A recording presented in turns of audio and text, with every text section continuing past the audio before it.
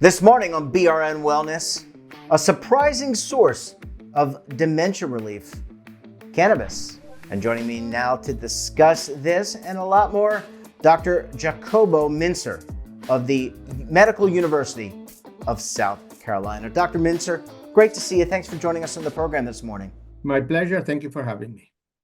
Let's talk about dementia. From what I've read, dementia is certainly, and cognitive decline certainly is something that I don't know if we're seeing a rise of it, but it's certainly something that impacts our society. Let's talk about how it's treated first. How do physicians, how do individuals typically treat, or can they treat dementia? So the answer is yes, dementia can be treated. But let me define some terms that will be of help. The first term is dementia itself.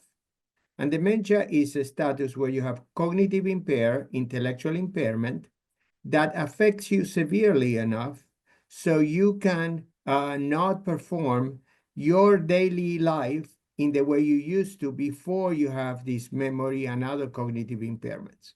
So that's defined. Now, many people confuse dementia with Alzheimer's disease.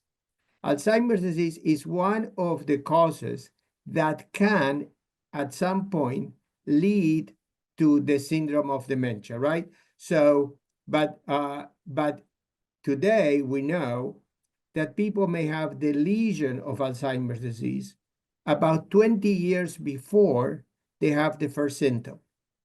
And therefore, we're talking about asymptomatic Alzheimer's disease and symptomatic Alzheimer's disease.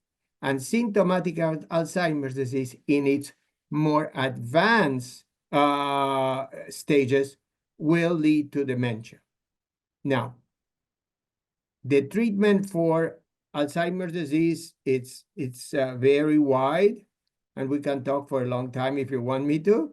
But probably some of the things we are going to concentrate is the symptoms of behavior, the neuropsychiatric symptoms of dementia, such as agitation, aggression, apathy, and in some cases depression, problems with sleep, etc. So I'm looking forward to hear the next question. So maybe we can sharpen the focus. Sure. Let's talk about. So I would imagine that there are drugs that have been developed or are in the process of being developed in an effort to treat this disease, dementia, and some of the cognitive challenges that come as a result of that. But let's talk about cannabis, because that, I think, has been identified in certain studies as being able to handle or treat in some way some of these symptoms of dementia. Okay, so let me start again with defining terms, okay? Cannabis is a generic term that we use to define people with the plant of marijuana. Each plant of marijuana have over 90 different types of cannabis. Each plant will have a different combination of different cannabis. So therefore, when you use or when you treat somebody with one plant of cannabis, you have no idea what they will get in the next plant, because biology is different and every cannabis, any plant of marijuana will be different. And therefore, in order to understand if it has a medical benefit, we need to use purified cannabis. In other words, we need to use each one of the substances that compose the marijuana plant. And if we use purified, we know how much we're giving to each individual. The two components of the marijuana plant that most people talk about when they think about it, they talk about THC and CBD. And to clarify, THC is the most hallucinogenic part of the plant that deals with more of our most of our brain thinking process. And CBD, which is not an addictive substance, can also deal with the brain with more of the anxiety decreasing properties. So depends on what the problem is, we can use and think about one or the other. And in addition, just to finish for a second, is Sure. that the plants also THC and CBD combined have certain properties to include anti-inflammatory properties. Specifically, can have anti-inflammatory effects in the brain. All these properties needs to be investigated and has been some preliminary work to talk about in different aspects of Alzheimer's disease. And we can talk more specifically in a minute, if you wish, of what aspects of Alzheimer's disease and which one of the treatments is the most appropriate. Yeah, let's talk about that because I think we're not advocating, at least I don't think we're advocating for people going out and if they have cognitive decline and smoking marijuana. I think what we're talking about is the underlying agents. So how has it been deployed in terms of the treatments and is it effective? So the efficacy, we're still learning it, but we now can look at specific components of the marijuana plant. And as I say, THC and CBD that can be made up to FDA standards. And specifically, I happen to be the principal investigator of a study supported by the National Institute on Aging, in which we focus on purified THC in combination to purify CBD for a very specific purpose. And the purpose is to alleviate the agitation and suffering that individuals have during the dying process. So individuals with memory problems, cognitive impairments, with dementia, during the last few days of their life. And the problem with that is that the medication today we use that have very little scientifically obtained evidence, which are morphine, Valium, and haloperidol, usually have and present with severe side effects, which includes pruritus, which is very difficult itching, severe constipation, increasing confusion, and the onset of rigidity and motor problems.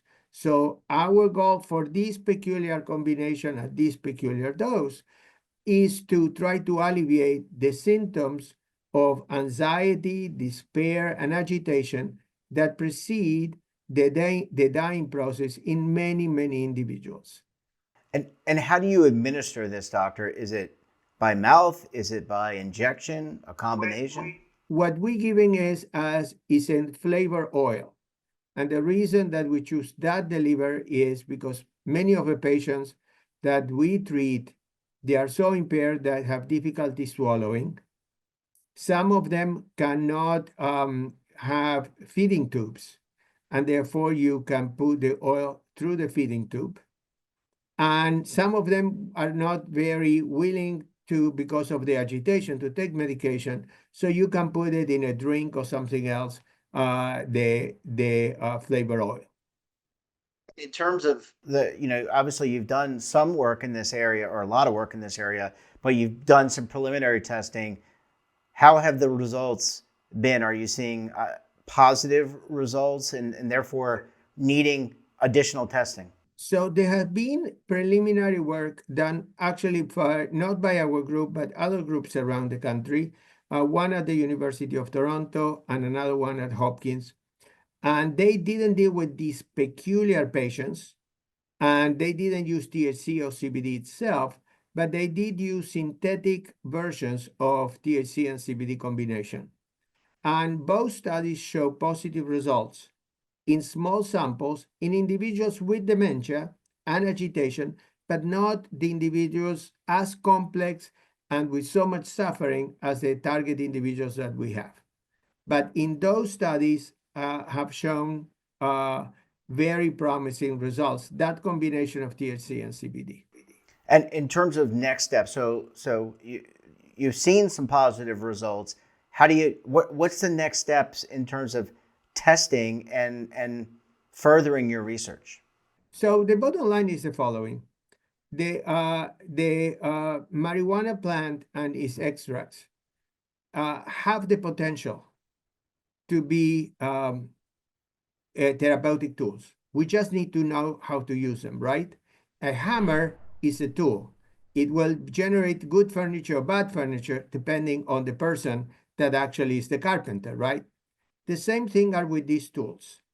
And that it's our job now to find the right cannabis combination for the right person at the right time. And the way to do it is through clinical trials. So we establish now, I think, pretty much the methodology to do this research. And now the goal is to build on the results we have and also try to learn more about the properties of these compounds and see where else in the dementia spectrum can be helpful. Well, I think obviously this will bring relief. You're already showing it's bringing relief to these patients, but imagine the relief it's going to bring to their family. Dr. Mincer, we're going to have to leave it there. Excellent research. Thanks so much for sharing. And we look forward to having you back on the program again very soon. Thank you for the opportunity. And don't forget to subscribe to our daily newsletter, The Morning Pulse, for all the news in one place. Details, of course, at our website. And we're back again tomorrow for another edition of BRN. Until then, I'm Jeff Snyder. Stay safe, keep on saving, and don't forget, roll with the changes.